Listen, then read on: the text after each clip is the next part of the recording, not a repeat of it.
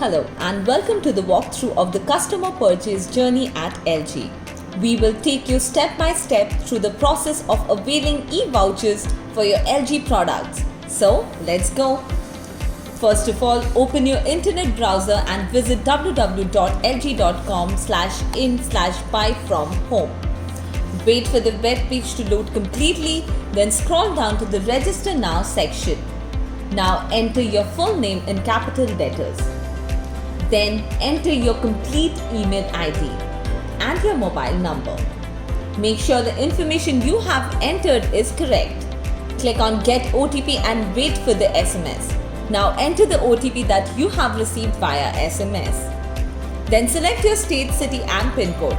Entering your PIN code is not mandatory, so you can leave it blank if you want. Now select the product that you want to purchase. If you plan on purchasing more than one product, then just select one of them.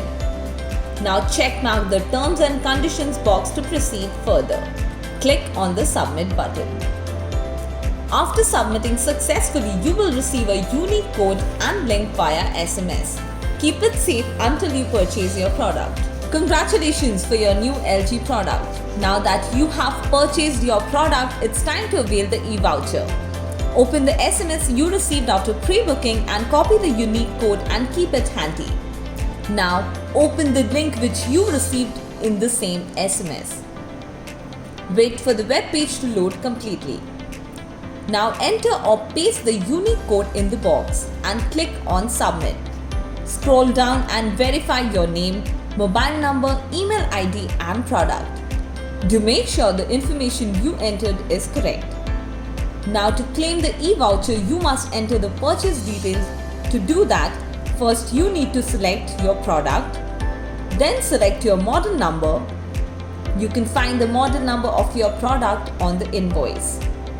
After that, start typing the dealer's name and select your dealer from the list that appears. Now upload a clear image of the invoice of your product.